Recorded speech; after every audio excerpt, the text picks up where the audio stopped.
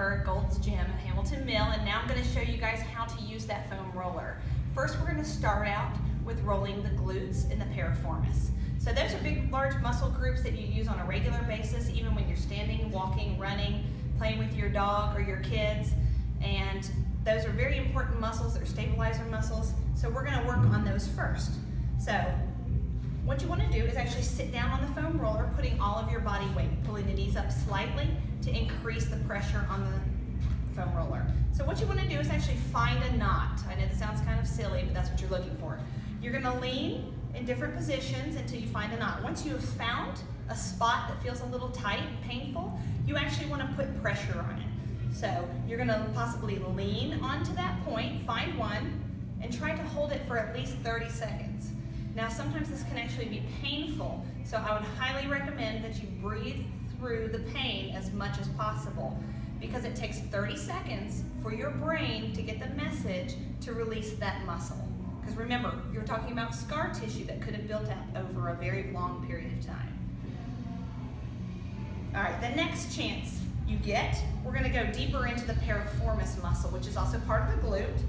A lot of muscles actually tie into this area and is a very, very common problem for women in particular.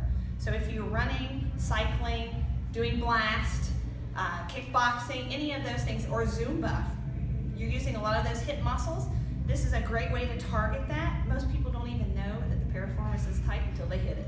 So I'm going to show you exactly how to get to that muscle. What you're going to do is actually lean over. You want to brace your body with your hand. You're going to go to the top part of the glute and find a deep tissue spot. And the reason that we pull the leg up over the top of the other knee is to get deep into that tissue. So once you get over to the spot where you actually found that the muscle is tightened up, again, hold it for 30 seconds to make sure that the brain gets the message that that muscle is tight and it needs to release it. Okay? So next I'm going to move on to your IT band. So you want to turn over on your side, put that roller underneath your body, take your hips up on top, make them square so all of your weight is directly over the foam roller. You can brace your body by using your elbow here and your hand across the front. And you're going to slowly roll down the leg until you find a hot spot, okay?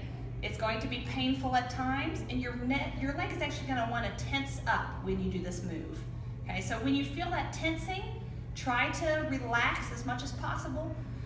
And I hate to say, use the idea of butter, but think of your leg as butter moving over the foam roller, and you want it to put all of your pressure so that the muscle relaxes on top of the foam roller, okay? So that's what you're actually looking for. Your knees, you will feel tighten up as well when you use the IT bands.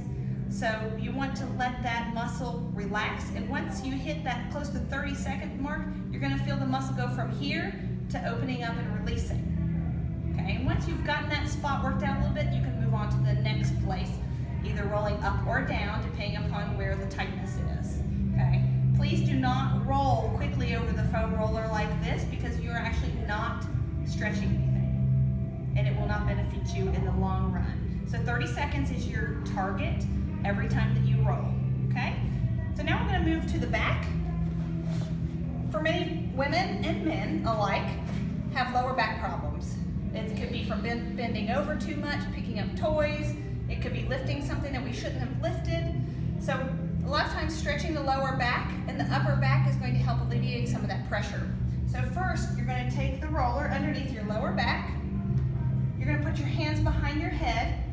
You're just put your feet out to the side and roll. Now once you find a tight spot, it might be in the shoulders, it might be in the lower back. You're going to hold that position as best you can, alleviating the pressure slowly over that 30 seconds. Let the weight fall over the foam roller. And as you find another spot that's tight, you can lower and change the foam roller to another position.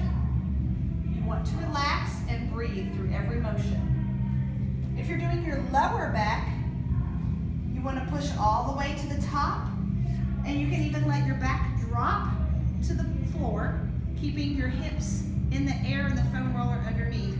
You're actually separating the spine here. You can move it up even farther to release some pressure through the hips. So those are your basic moves on the foam roller and the largest muscle groups. Remember, you can roll your quads Here, you can roll your hamstrings, your hips, your glutes, your calves, the fronts of your shins, and your back. So I hope you guys enjoyed and got something out of using a foam roller, and I hope to see you on the floor in the back of the gym.